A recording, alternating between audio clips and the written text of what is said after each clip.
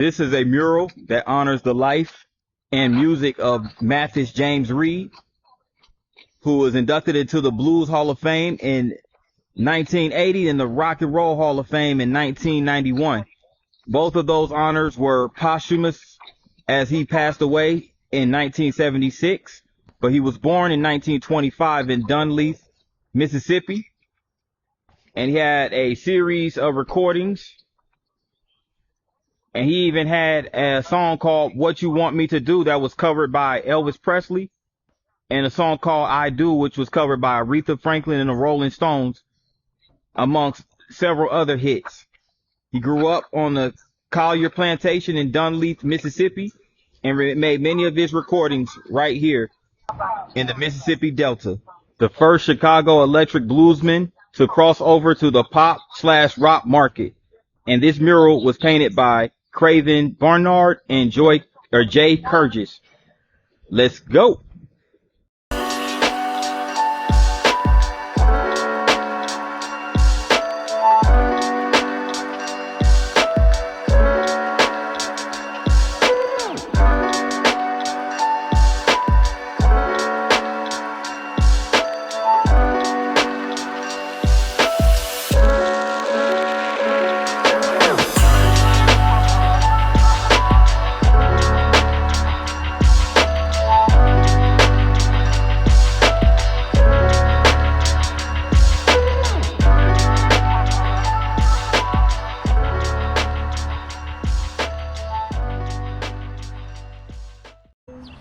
Good afternoon, good people. This is P9 with another video, and I am now in Leland, Mississippi. Leland, Mississippi is a city located in the Mississippi Delta, specifically in Washington County, Mississippi, on the banks of Deer Creek. Now, it's a city with a population of 4,500,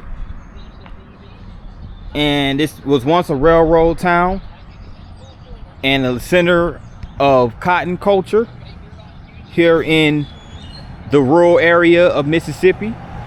It was an important commodity crop at one point in time during the heyday of cotton production. But Leland was not only that, Leland was also a major blues stop for many blues musicians. A lot of blues musicians were born and raised in Leland. So a lot of the local economy is based off of farming.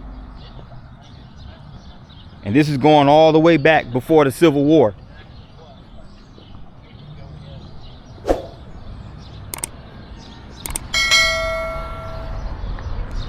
So now where I'm at right now is on North Broad Street.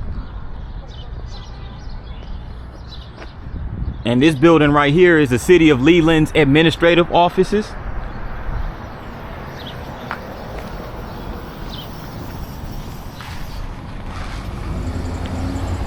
I'm at the corner of Broad and East 3rd Street.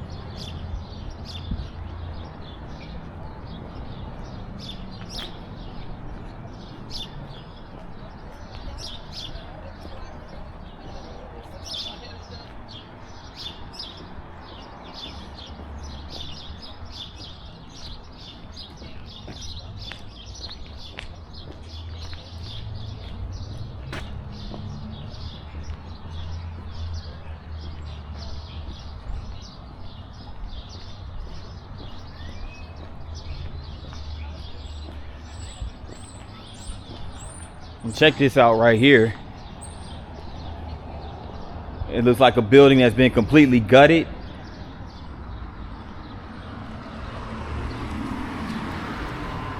And this looks like it used to be a restaurant. It's abandoned. And another abandoned building that could have potentially been a hair salon, possibly.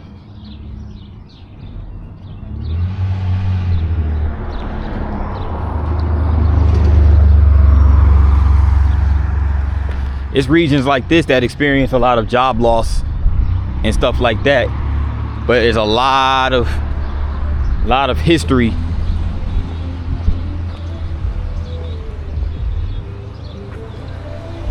associated with these areas. And here we go right here at the corner of 10 and 61. 61, of course, as I mentioned in a previous video a while back, is a major highway for blues music. It's considered the blues highway, and a major source of income for blues artists in the first half of the 20th century was tips. This corner, formerly the intersection of highways 10 and 61, was a profitable spot, particularly on Saturdays when people from the country came to town. Passengers on the Planter, a train that ran daily from New Orleans to Memphis, also stopped here to eat dinner and to be entertained by Delta musicians. And this is at this corner.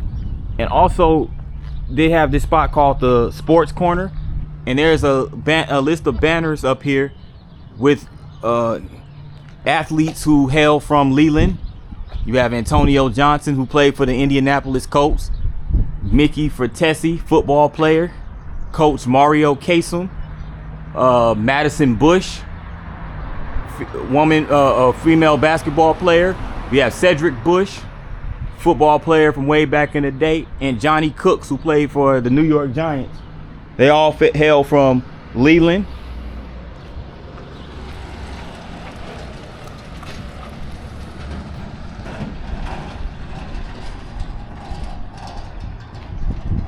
And we have this marker right here.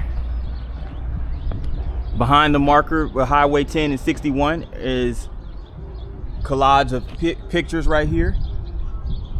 So you can see the railroad that passed through, passenger train that passes through here back in the day in the late 40s. The Planter train, as mentioned before, from New Orleans to Memphis. They had a cafe called the Leland Cafe over here. And you also have the map right here.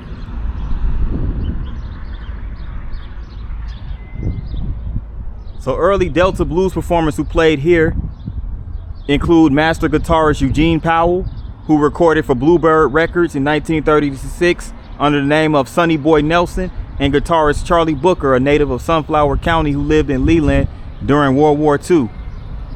So he was an influence on younger artists such as Keb Mo. So in nearby Greenville, you know, they also had sessions, blues recording sessions in that city.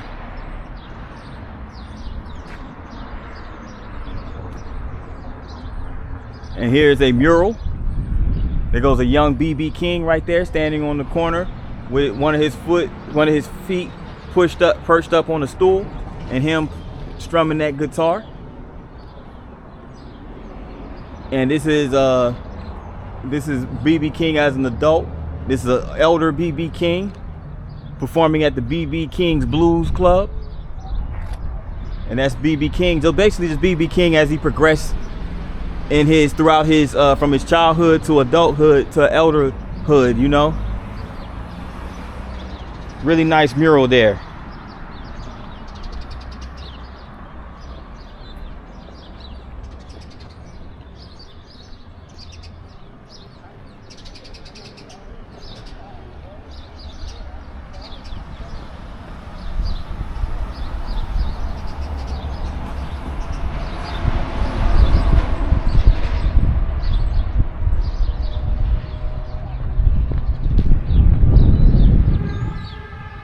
Check out this mural of these early airplanes from the Finkley brothers, were pioneers of the crop dusting industry.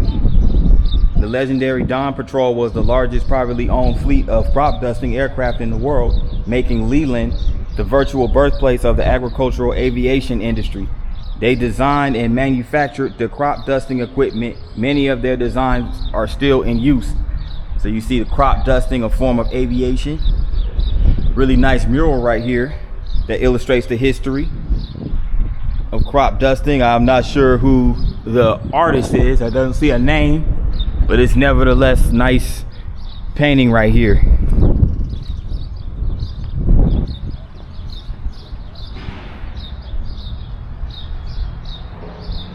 Lena's home furnishing, gifts and accessories, antiques. Okay,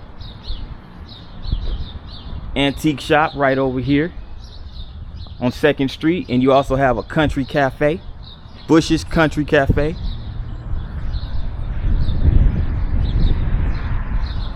You know, folks in Mississippi like to grub, so yeah, there's never a shortage of restaurants in Mississippi, that's for sure.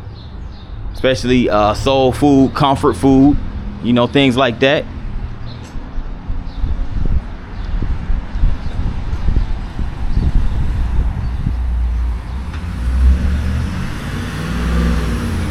Now, I forgot to mention that the building I pointed out earlier across the street, that's now occupied by the administrative offices. That was once the Bank of Leland. So a very historical building right here at this corner of North Broad and East 3rd Street.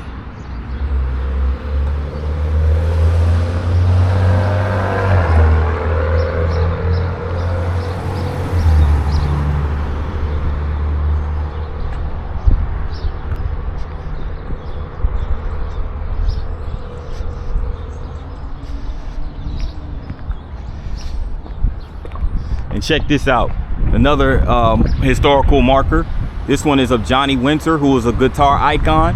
And Johnny Winter's emergence on the national music scene in 1969 created a session among rock and blues audiences. The first of his many hit albums for Columbia Records featured the song Leland, Mississippi Blues, which paid tribute to his roots here.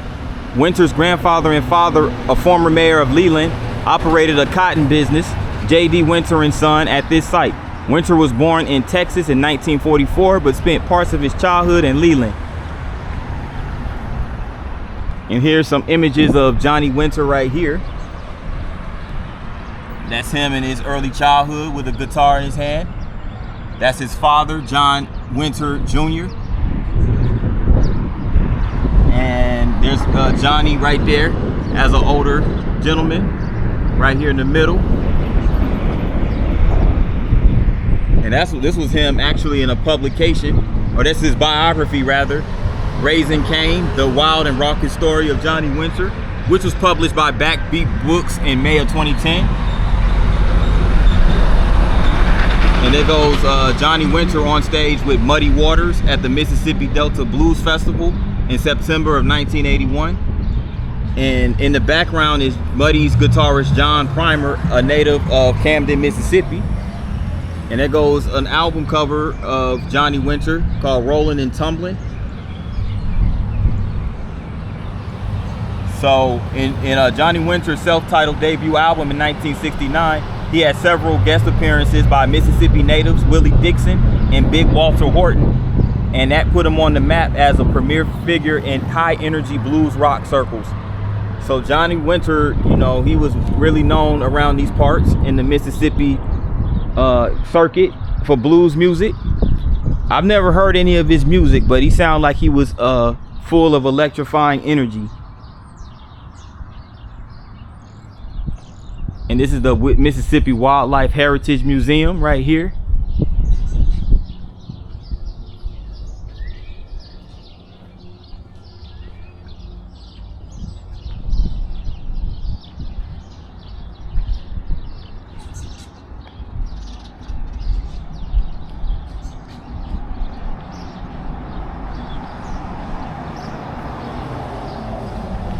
Check this out. This is one of the displays in the Wildlife Museum right here. It's like two bears, like they're wrestling with each other. Or no, they're not wrestling. I think one bear is just, I don't know what they're doing, but there's like 2 bears right there. And a bunch of pictures of different birds.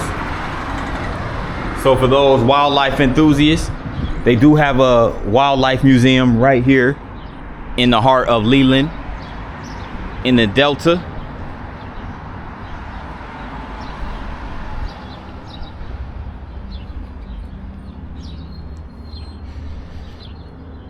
And this building used to house a post office, but it looks like now it's like a bunch of antiques, like the old school stoves back in the day, the old school refrigerators by GE. Damn, they even have a Philco television. Philco, one of them old school TVs. That's probably one of the oldest. That's probably the oldest TV ever invented, bro. It's crazy.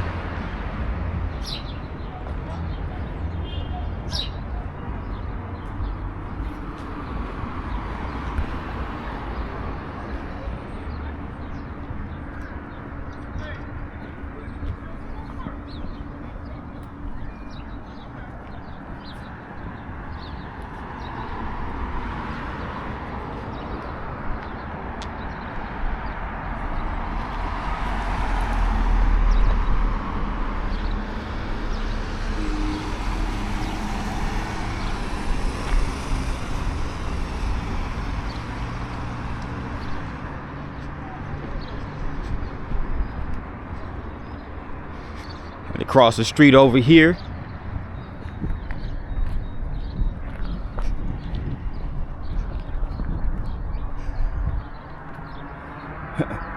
painting of B.H. McGee and James Son Thomas, 2 guitarists right there.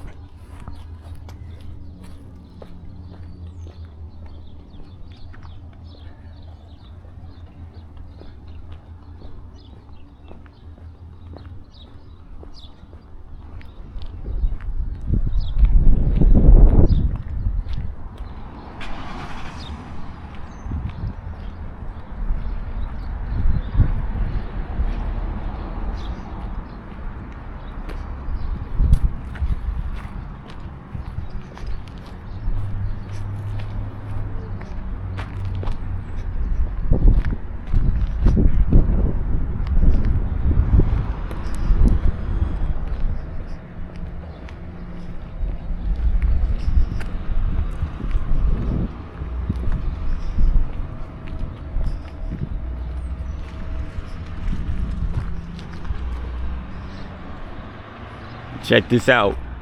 Look at this mural right here. Highway 61 blues.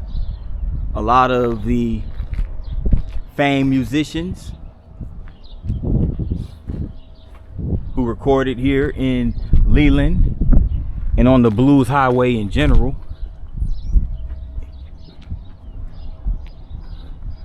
Very cool, really cool. I like this. This is really nice.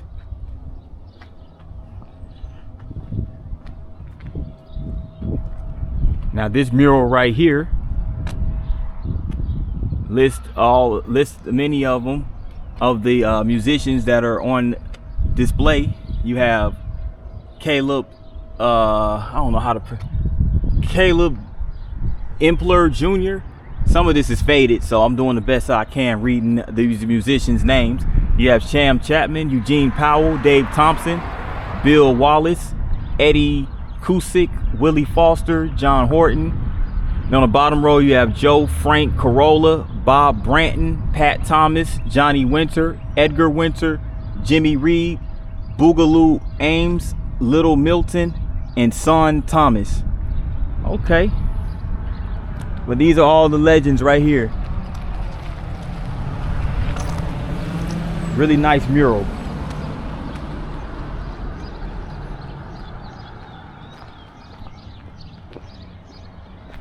Over here on the banks of Deer Creek, and I'm standing right in front of the boyhood home of Jim Henson, who created the Muppet Babies. Y'all remember the Muppets? the Muppet puppets. That was those were the brainchild of Jim Henson, who grew up in the Mississippi Delta, specifically here in Leland.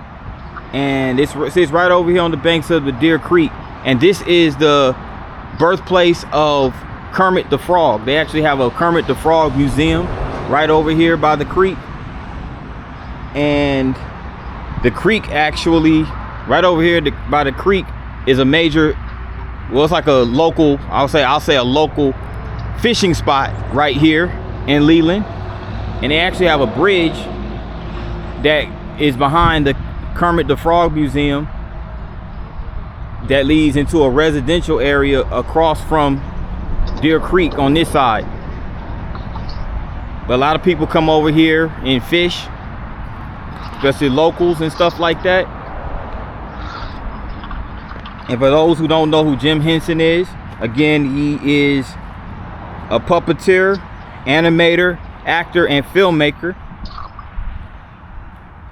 who had a career that spanned from 1954 all the way up until he passed away at the young age of 53 in 1990.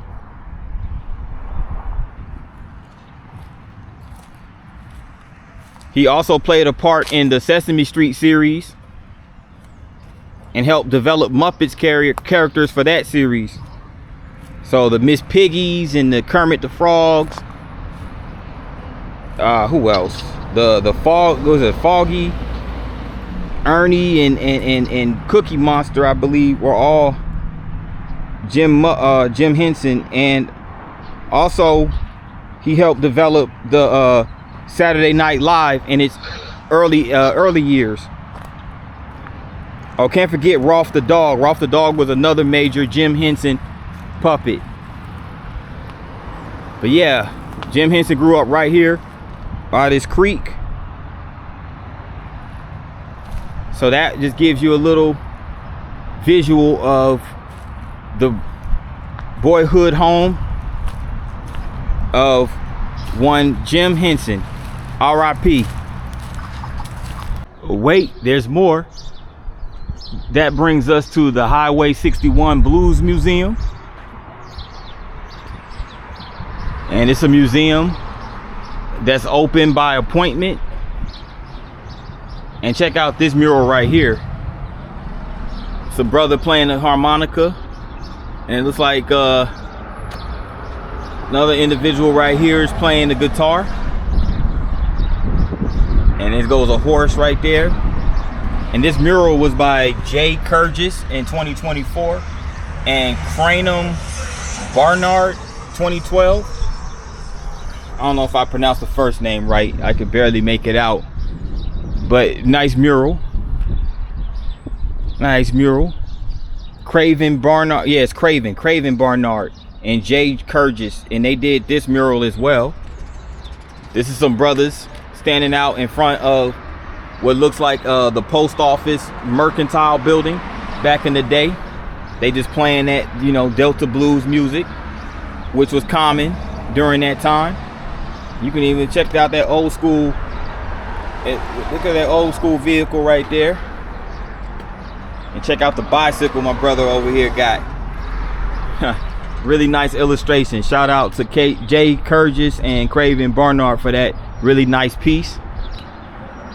And another, this is like a brother, he's traveling and he has his guitar on his shoulder, traveling down the blues highway, Highway 61. And this is also Jay Kurgis' piece. So Jay Kurgis really put his mark on this, his or her, I'm not sure if it's a male or female, Jay Kurgis, but regardless, that individual put their mark right here on with these murals. And it's bringing us to this mural of James Son Thomas, who was internationally famed as a blues musician and folk sculptor, worked as a porter at the Montgomery Hotel, which once occupied this site. So this is where the hotel used to be at right here. And he was born in the Yazoo County community of Eden, October 14th, 1926, and he moved to Leland in 1961. He made his first recordings for folklorist Bill Ferris in 1968 and later traveled the United States and Europe to perform at the blues concerts and exhibit his art. He died in Greenville on June 26, 1993. And here's some images of James' son Thomas right here, him performing.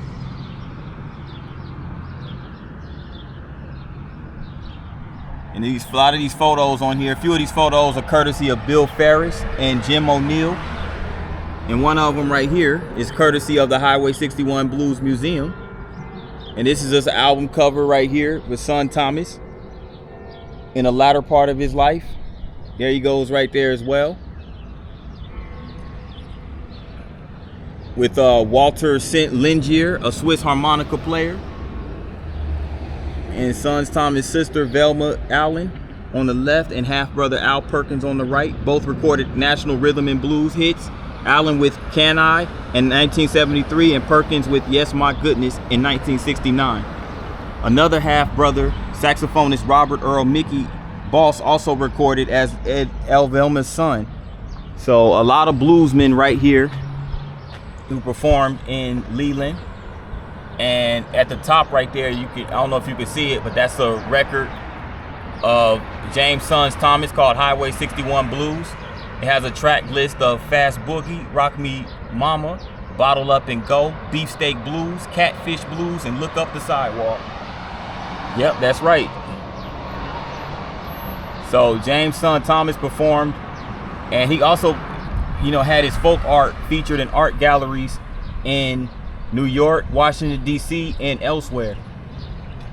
So shout out to son Thomas, who also earned the name of K-Roll Blues.